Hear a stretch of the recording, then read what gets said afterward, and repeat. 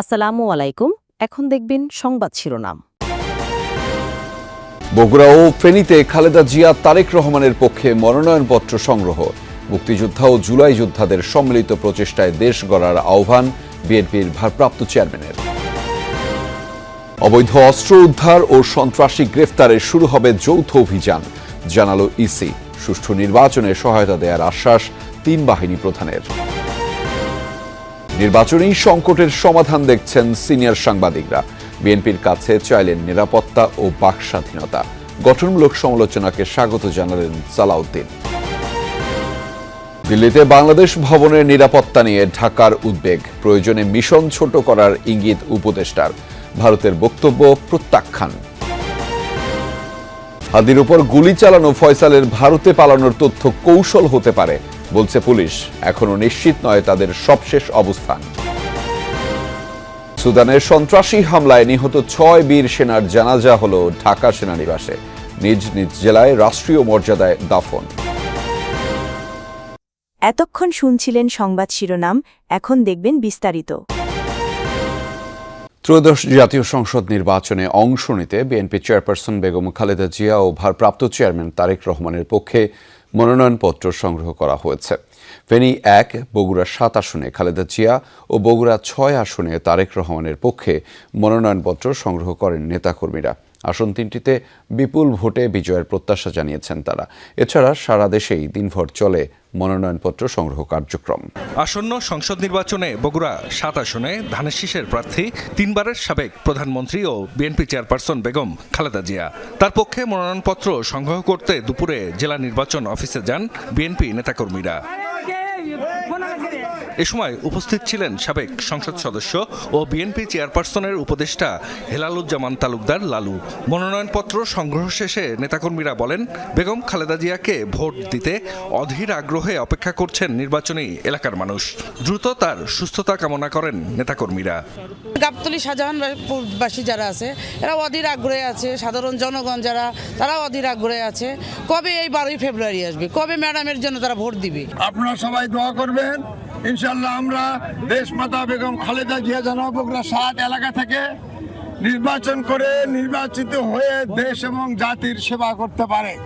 এর আগে বিএনপির ভারপ্রাপ্ত চেয়ারম্যান তারেক রহমানের পক্ষে বগুড়া 6 আসনে মনোনয়নপত্র সংগ্রহ করেন জেলা বিএনপি সভাপতি সহ নেতাকর্মীরা। এ সময় তারা বলেন, তারেক রহমান আসনটিতে প্রার্থী হয় নেতাকর্মীদের পাশাপাশি সাধারণ মানুষও উচ্ছ্বসিত।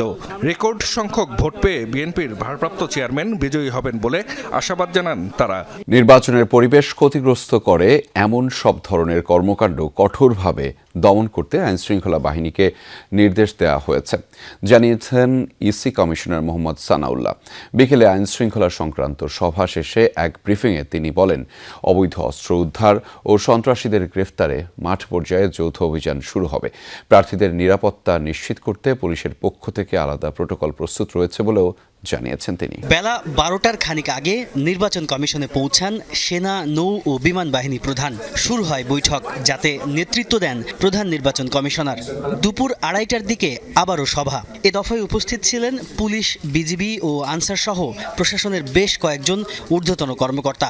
আলোচনা হয় নির্বাচনকালীন আইন শৃঙ্খলা পরিস্থিতি, যৌথ বাহিনীর কার্যক্রম ও নির্বাচনী আচরণবিধি প্রতিপালনের বিষয়ে। শেষ বিকেলে ইসির পক্ষ থেকে ব্রিফ করা হয়। বলা হয়, ওসমান হাদির মৃত্যুতে নির্বাচনী পরিবেশ খানিক বিঘ্নিত হয়েছে, তবে পরিস্থিতির উন্নয়নে আইন শৃঙ্খলা বাহিনীকে নির্দেশনা দেওয়া হয়েছে। বিএনপির কাছে গঠনমূলক সমালোচনা, প্রশ্ন করার স্বাধীনতা আর নিরাপত্তা চাইলেন সম্পাদক ও সিনিয়র সাংবাদিকরা। জবাবে নেতারা জানালেন, যে কোনো সমালোচনা গ্রহণে প্রস্তুত তারা, তবে হঠকারিতা নয়। অনুষ্ঠানে 2টি গণমাধ্যমে নাশকতার ঘটনায় রাষ্ট্রের ভূমিকা প্রশ্নবিদ্ধ বলে মন্তব্য করেছেন সালাউদ্দিন আহমদ। বলেন, সরকারের দুর্বলতায় প্রশ্রয় পেয়েছে মবতন্ত্র। দেশের সংকট নিরসনে নির্বাচনী সমাধান বলে মত দেন গণমাধ্যম সম্পাদকরা। দেশে প্রায় সব স্বনামধন্য পত্রিকার সম্পাদক, প্রকাশক, ইলেকট্রনিক মিডিয়ার প্রধান নির্বাহী, বার্তা প্রধানদের একসঙ্গে করার এমন আয়োজন বিরল। বিএনপির ভারপ্রাপ্ত চেয়ারম্যান তারেক রহমানের স্বদেশ প্রত্যাবর্তন ঘিরে এই মতবিনিময়ের আয়োজন করা হলেও উঠে আসে গণমাধ্যমের সংকট, গণতন্ত্রের চ্যালেঞ্জ তথা বাংলাদেশের ভবিষ্যৎ চিন্তা। গণমাধ্যমের উপরে আক্রমণ না, বাংলাদেশের উপরে আক্রমণ, গণমাধ্যমের শীর্ষ কর্তারা মন খুলে প্রকাশ করেছেন তাদের হতাশা, বাস্তবতা এবং আগামীর বাংলাদেশের স্বপ্ন। সবচেয়ে বেশি কথা হয় নিরাপত্তা এবং গণমাধ্যমের স্বাধীনতা নিয়ে। যে আমরা সবাই নিরাপদ থাকতে চাই, লিখতে চাই, আমাদের কথা বলতে দিন। আপনারা যদি এটা নিশ্চিত করেন সাধুবাদ জানাবো, আর না হলে আবারও হয়তোবা আমরা আপনাদের সমালোচনা করব। দিল্লিতে বাংলাদেশ ভবনে হামলা নিয়ে ভারতের বক্তব্য পুরোপুরি প্রত্যাখ্যান করেছে বাংলাদেশ। সরকারের অবস্থান স্পষ্ট করে পররাষ্ট্র উপদেষ্টা জানিয়েছেন, কূটনৈতিক পাড়ার ভেতরে বিক্ষোভকারীরা কিভাবে আসলো তা নিয়ে প্রশ্ন আছে বাংলাদেশের। তৌহিদ হোসেন বলেন, বাংলাদেশের একজন নাগরিককে হত্যার ঘটনায় সরকার ব্যবস্থা নিচ্ছে, সেটিকে সংখ্যালঘু নির্যাতন হিসেবে দেখানোর যে চেষ্টা করছে ভারত, তা দুঃখজনক। দিল্লিতে বাংলাদেশের হাই কমিশনার ও তার পরিবারের নিরাপত্তা নিয়ে উদ্বেগ জানিয়ে প্রয়োজনে মিশন ছোট করার ভাবনাও জানিয়েছেন উপদেষ্টা। শনিবার রাতের ঘটনা। 3টি গাড়িতে করে রাত 8টা থেকে 9:15টার মধ্যে দিল্লির বাংলাদেশ ভবনের সামনে আসে কিছু মানুষ। গেটে দাঁড়িয়ে চিৎকার ও হাইকমিশনারকে ধরার মতো কথাবার্তা বলে তারা। উগ্র ভারতীয় একটি গোষ্ঠী বাংলাদেশি হাইকমিশনারকে হত্যার মৌখিক হুমকি দেওয়ার অভিযোগ আসে। বিষয়টি নিয়ে সংবাদ প্রকাশিত হলে বিবৃতি দিয়ে ভারতের পররাষ্ট্র মন্ত্রণালয় জানায়, মিশনে হামলা হয়নি, ময়মনসিংহের দীপু হত্যার প্রতিবাদ ছিল সেটা।